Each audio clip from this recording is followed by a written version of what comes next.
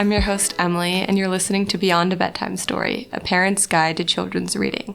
In this episode, we'll be tackling a book that carries emotional weight, and it's one that you're almost certainly familiar with. It's one that I read as a child. And while I remembered my love for it, when I reread the book, I was reminded of and rather shocked at its candid melancholy. The book is The Giving Tree by Shel Silverstein, and in case you're unfamiliar, it follows the friendship of a tree and a boy.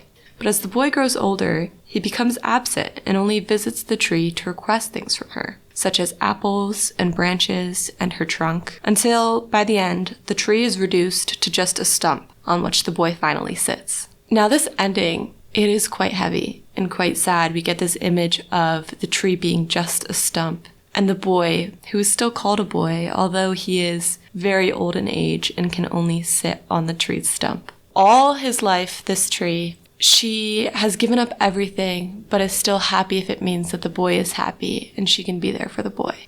But that message is pretty dark. It's pretty sad because the tree gave up everything of itself for this boy, who never really gave her anything in return.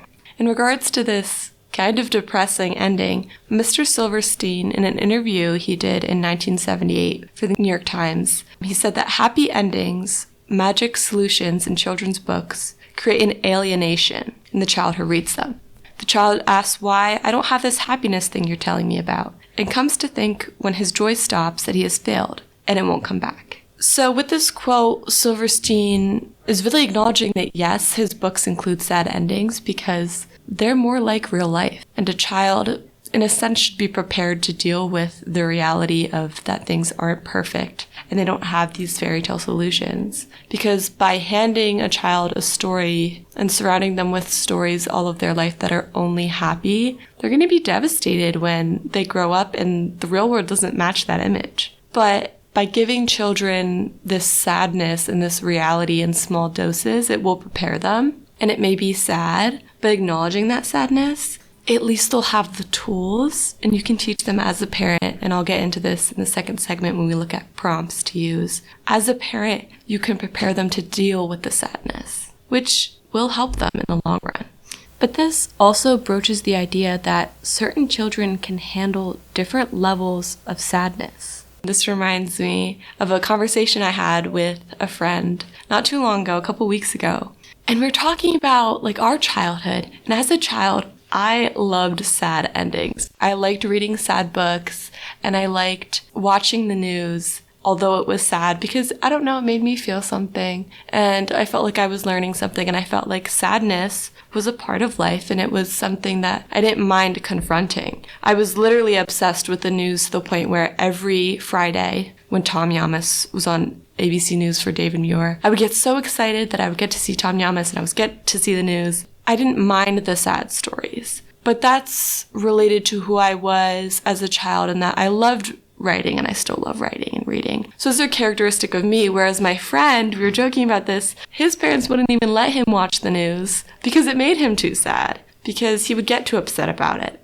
So his parents wouldn't put on the news for him, knowing that it was too much for him to handle. And that's completely okay. Children grow at different rates, and they can handle different levels of sadness. Your child doesn't have to be me sitting in front of the news, because at the end of the day, it's depressing, and maybe I could have done with a little less of that in my life. But they don't have to be shunned from the news altogether and not be exposed to anything. There can be a happy medium.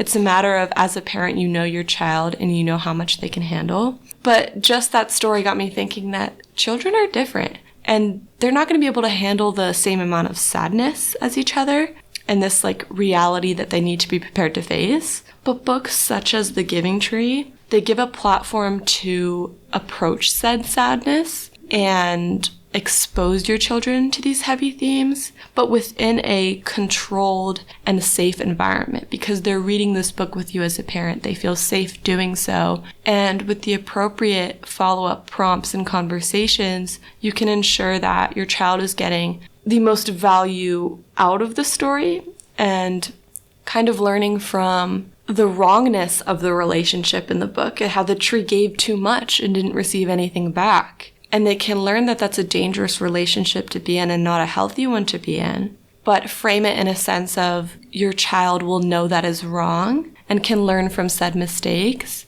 and not later in their life be engaged in a relationship where they're giving too much and not receiving anything. Essentially, what I'm getting at, and I think what Silverstein was also getting at in his interview, is that text can provide a healthy amount of sadness that children can confront. And you as a parent can help them feel the weight and the emotion of something like that, of a relationship that is wrong, but also learn how to be better and how to deal with those relationships when they occur, because later in life, that may be something that they're faced with.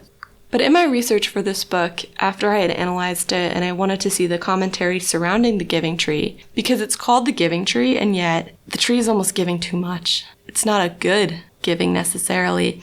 And I wanted to see what the sentiment was around that. And I found this New York Times article called "We Need to Talk About the Giving Tree." In the articles, the authors Adam Grant and Allison Sweet Grant, they say that it's not really about generosity. It's a book about self-sacrifice, and those are two very different things. They talk about how some readers might see the self-sacrifice of the tree as noble, as an unconditional love that a parent might give to a child, but that should be very different from the term of generosity, and that a child should learn not to take selfishly. I felt the same way about this when I was reading the book, that in follow-up prompts, which I'll get into, there needed to be a clear distinction of generosity is good to a certain extent. There has to be a balance, because you can't give up everything. And I completely agreed with the authors when they affirmed that this book should be used as a starting point for conversations about healthy behavior and healthy relationships, because that's totally what it can be when you prompt in the correct ways and you point out what's wrong in the relationship and what could your child do differently if they find themselves in this relationship. The only aspect where I guess digress from the authors of that article is they argue for a different ending, that it might have been more beneficial if the boy had given back or if there was some alternate ending. But Silverstein himself acknowledged that he made the ending the way it was on purpose. It's sad for a reason, and this almost wrongful relationship exists in this book for a reason. Silverstein does exemplify the danger of a one-sided relationship, and by doing so, children can recognize the sadness that accompanies the story's outcome and how dangerous this one-sided relationship really is. But when prompted by their parents, children can learn from the mistakes made in the book, and that becomes a more valuable lesson than any happy ending would be. So it's more having an appreciation. Someone who writes books and reads books and someone who likes sad endings is that there's value in stories that teach realities, however sad they may be, because at the end of the day, you can't shelter your child from all of the harsh realities they're going to face in their adulthood and as they grow up. But these books, they give you the tools and they give you the opportunities to teach them lessons so that when they inevitably face these things you can't protect them from, they're ready to face them. And they're ready to face them because you have these conversations with them. Essentially, I just wanted to capture the value that these sad stories such as The Giving Tree have. But that about covers everything, and that's it for our first segment. After the short break, I'll reveal specific ways to prompt your child when reading The Giving Tree. So now would be a good time to grab the book if you have it.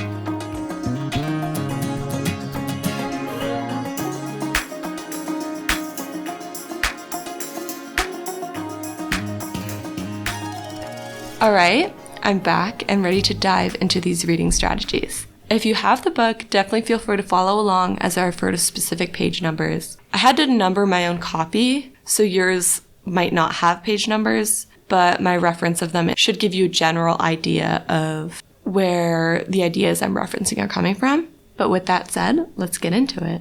Because of the nature of The Giving Tree and how impactful the ending is, I would use all of these prompts after reading the whole story in its entirety to your child. And then I would go back and hone in on certain moments. There's a lot of repeated phrases, repeated text.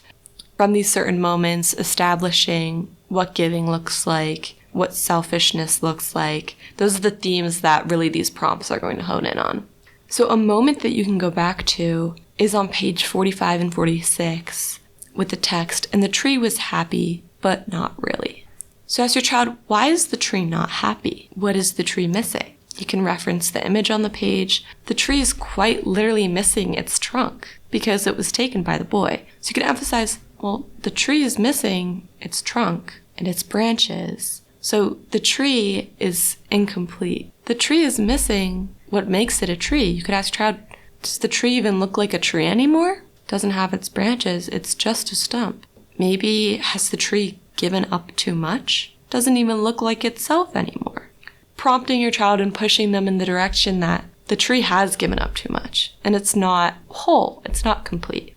And once you've established that, you can go back to the prior phrases that was repeated and the tree was happy. So the tree wasn't happy when it was a stump, but when was it happy? Why was the tree happy before? Well, the tree was happy when it was helping the boy and when it had the company of the boy. You could tell your child, well, you're happy when you're with your friends and when you share with them, right? So that's why the tree was happy, but then when it's a stump, it's not happy. So what could the tree have done to make sure that it didn't become a stump and that it wouldn't be unhappy? Maybe the tree should have said no and not given up its branches and its trunk. Maybe the boy shouldn't have asked the trees for its branches and trunk. Why would it have been good for the boy not to ask the tree for its branches and trunk? Well, because the boy knows that the tree would be a stump without them. And it wouldn't be nice of the boy to take those things from the tree, especially if it's his friend. Do you think maybe the boy could have been a better friend to the tree? By not taking or asking for its branches, the boy would have allowed his friend, the tree, to still be a tree and keep all the things it needs to be happy. So with these prompts, you're establishing that the tree gave up too much and he didn't need to. The boy and the tree could have still been friends without the tree giving up all of these things. And the boy maybe should have been aware of that. So emphasizing that there's a sense of agency for the boy. He should have done these things and he didn't. And he shouldn't have asked for all of that. That was selfish of him. So that's all prompts having to do with things that happened in the text to establish what was wrong with the relationship and how it could have been better. Other prompts that you can use after reading, not reference to the text. Can you think of someone who helps you like the tree helped the boy? Who is someone in your life who helps you? Who gives you things when you ask for them? They may say their parent, they may say you, they may say their friend. And then you can follow up, what are some things you do to thank that person? Maybe they'll say they say thank you, they spend time with them. You can give them examples if they're not getting at it, but it's important to establish that they have people that help them, but they also give back to that person. They can say, what are some things that the boy could have done to thank the tree? How could the boy have been nicer to the tree, been a better friend? And establishing that there was something missing from their relationship and it was the boy wasn't giving back. And ensuring that your child knows to give back. Those are some prompts, some simple prompts that I have to go along with the giving tree and the theme of actually giving back and ensuring that you don't, like the tree, you don't give up yourself in order to comfort someone else. There has to be a balance. And with a balance, you'll create a more healthy relationship. I like to think of this episode and these prompts as a parent, you're giving your child lessons. And that is one of the many gifts you have to offer them. And reading this book and talking about it offers a great opportunity to do so and to give them some life lesson. I analyzed this book prior to Thanksgiving, though I'm now recording the episode after the holiday passed. But with the month of December in general, as we enter into this holiday season, no matter what you celebrate, whether it be Christmas or Hanukkah or whatever else, this month, the next month, there's a large emphasis on gifts and receiving gifts and giving gifts, and that's such a happy time for children and such an exciting time for them. But introducing the giving tree in this moment, it's pretty perfect because you're going to be able to discuss gratitude and use the giving tree to clarify what selfishness might look like and how to guide your child in avoiding engaging in such behavior. To add to this theme of giving, I have another book recommendation. It's called The Last Stop on Market Street by Matt de la Peña, and it truly embodies what true giving looks like, and that's through volunteering and humility. So definitely check that book out. It's definitely more of a book that your child will be able to model and emulate, rather than learn how to avoid such behaviors as we discussed in the giving tree. But actually pairing the two books, they might be great to introduce to your child around this time in this holiday season. I'm wishing all of my listeners a great holiday season as we get into it and look forward to our next episodes. Thanks for stopping by.